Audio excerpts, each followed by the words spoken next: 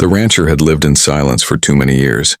His land stretched wide across the prairie, filled only with cattle, dust, and loneliness.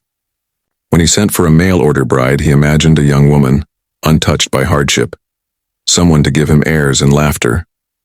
He wanted a virgin, someone new to life as he was to love. But when the stagecoach rolled into town, carrying his future, the truth unraveled.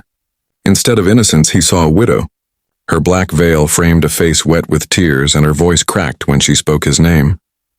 The townsfolk whispered immediately, "That's no bride for him. That's a broken woman." The rancher stood still, boots firm in the dirt, heart thudding like hooves on the plain. He hadn't spoken much in years. Grief had stolen his words long ago. But something in her trembling figure, the way her hands shook as she held the strap of her worn bag, pierced him. He hadn't asked for her story, but it clung to her like dust from the trail. She was marked not by shame, but by survival, and his silence wavered. The widow lowered her gaze, ashamed. "I wasn't what you ordered," she whispered, her voice soft as prairie wind. The rancher's jaw tightened. Men nearby chuckled at the irony, shaking their heads at the rancher's mistake. But when his eyes met hers, he saw no deceit, only sorrow, only hope faintly flickering beneath grief. His heart, long locked away, stirred. He stepped forward, lifting her bag from trembling hands. "You're here," he said simply, the first words he had spoken in months. Her tears fell faster, for even in that small phrase she heard acceptance. The ride back to his ranch was silent, but not heavy. The rancher guided his horse across open plains, while she clung to the saddle with uncertainty.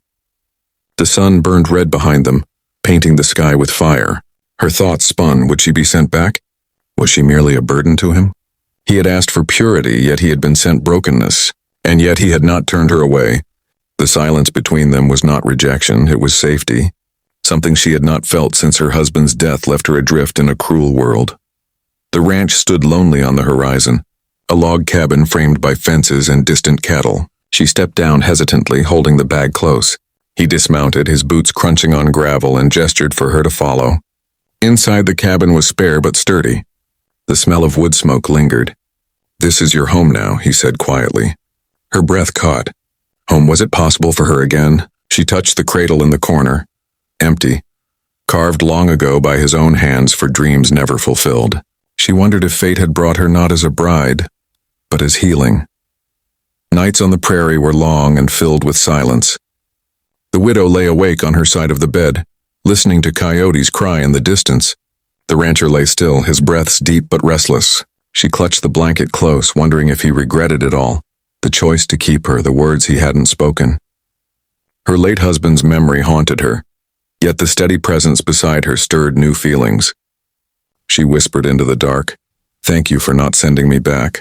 He didn't reply, but his hand brushed hers, hesitant, as though reaching for something lost.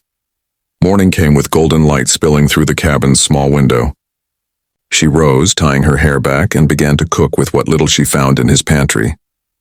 He returned from feeding the cattle to find the table set with bread and coffee. For the first time in years, his cabin smelled of more than smoke, it smelled of care. He sat down, his rough hands awkward on the fork, and she watched him with nervous eyes. "You didn't have to," he murmured. She smiled faintly. "It's what a wife does." He swallowed hard, silence shielding his heart. Weeks passed, and the land taught her resilience. She learned to fetch water from the creek, to mend torn shirts, to ride the chestnut horse when errands called. He worked long hours on the range, but each night he returned, and each night the silence between them grew less heavy. Sometimes he asked about her day, sometimes he only nodded, yet always his presence felt like shelter. The townsfolk continued to gossip. He ordered a bride and got a widow instead. But she no longer cared. The prairie had given her a place, and the rancher had given her dignity. One evening, the storm rolled across the plains, fierce with thunder and hail. The cattle bellowed, the sky split with lightning. Together they rushed into the night, rain soaking them as they drove the herd back toward shelter. Her skirts clung to her legs, her hair plastered to her face, but she did not falter. The rancher, watching her ride with fire in her eyes, felt something break inside him. She was no fragile bride, she was strength itself forged by sorrow. When the storm passed, they stood side by side, soaked and shivering, yet alive. He whispered, "You belong here." Her tears mixed with the rain, but her smile was brighter than the dawn. For the first time since her husband's death, she felt alive. The rancher reached up, brushing wet strands of hair from her face. The silence between them no longer felt empty. It was full of words unspoken. That night by the fire, she sang softly, a lullaby her mother once taught her. Her voice cracked but carried warmth. He closed his eyes, letting her song seep into places silence had ruled for too long. For years he had lived without sound. Now her voice had broken through.